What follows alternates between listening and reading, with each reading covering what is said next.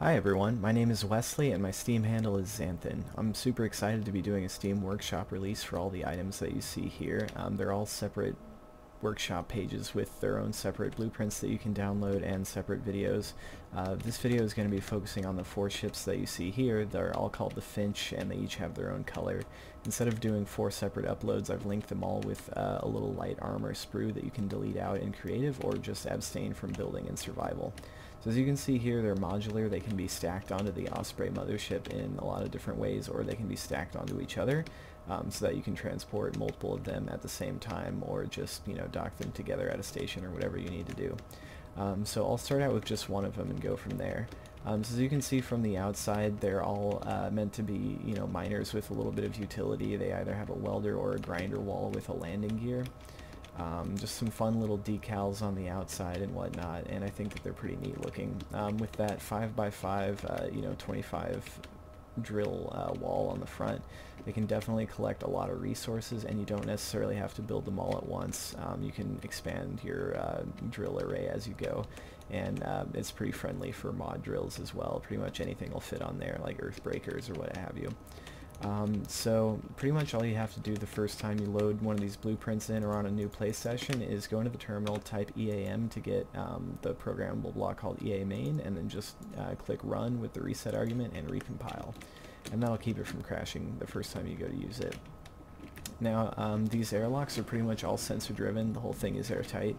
So the sensors will see that you're there, it'll drain the airlock, and then it'll close around you and all that completely automatically.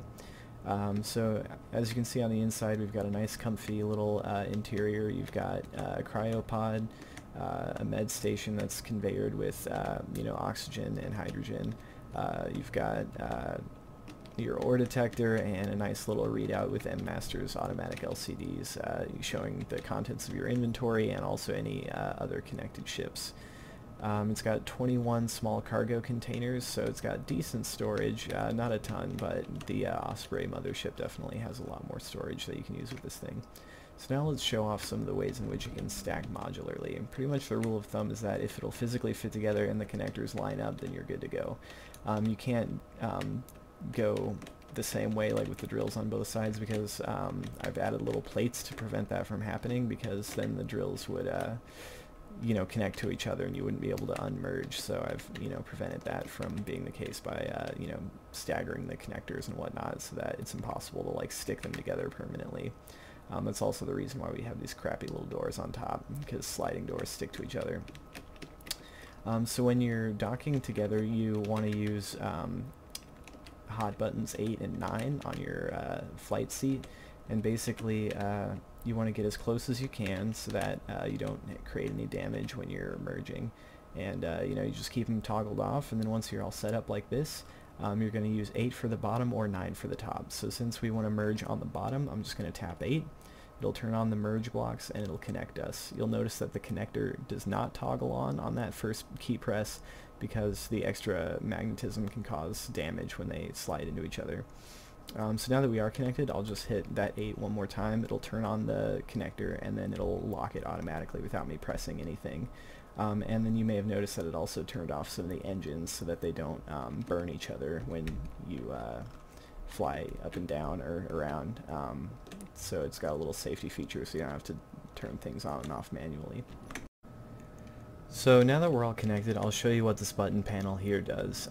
Basically, all the button panels in this fleet are laid out the same way, where the 2 buttons in the middle are to exit directly to space, and the 2 buttons on the outside are to exit up and down from one ship to another. So the bottom direct to space exit is unavailable on this design because it only has an airlock on the top and a basic just door on the bottom.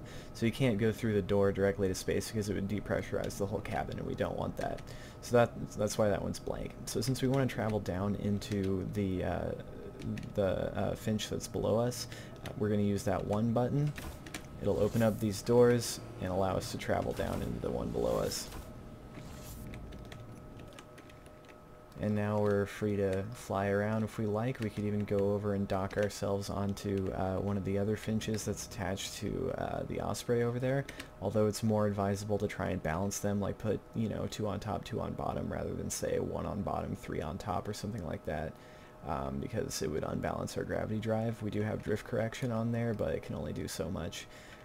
So now that I'm in this bottom one, if I wanted to detach from the top, as I said before, 8 and 9 are for the bottom and top respectively for the undock toggles. So since I want to undock from the top, I'm going to press 9. Objective complete. Objective complete. And so basically each ship will sound off with objective complete once they've successfully drained whatever airlocks they've got. The reason I'm doing that is because there's a pressurized joint between these two ships, and I wanted to drain it before detaching so that there wouldn't be any lost oxygen. So the ship automatically detached once it was fully able to. So now I can go ahead and just show you how these interact with the Osprey mothership, which is of course going to have its own video. So if I tap that, it'll allow me to leave. The gravity elevator will turn me upside down and just suck me right out.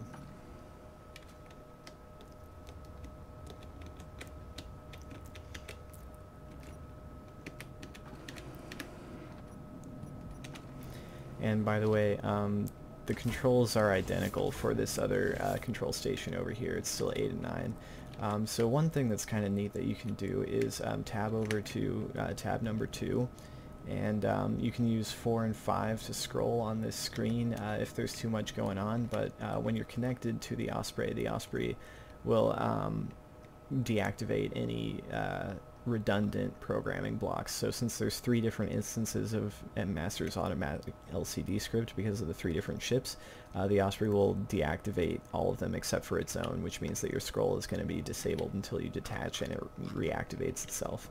But what we can still do is use this 9 button, which will toggle on the component intake, which means this green Finch is now going to suck in components without me, messing around in the inventory or anything like that. It'll suck in components from the Osprey so that I can go weld things without having to mess around too much in my inventory.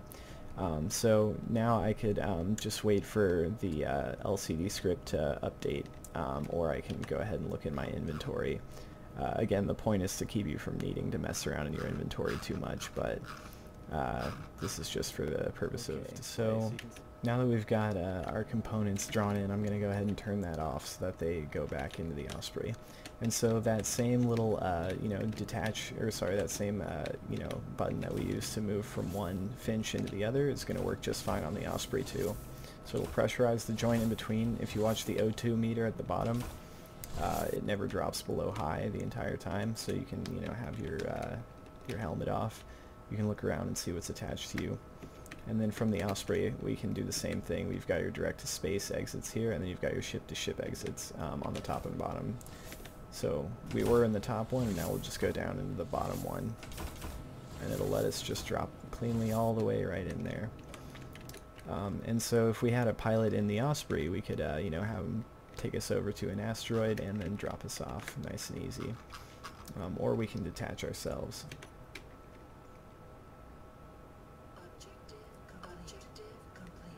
And since that bottom exit on the Finch is not a full airlock, we just have to listen for those objective completes. So we've heard them all sound off already, so I can just tap it again, and now it'll detach without losing any air.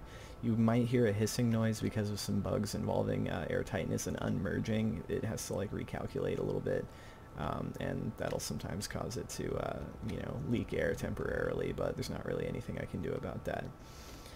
So that more or less covers it.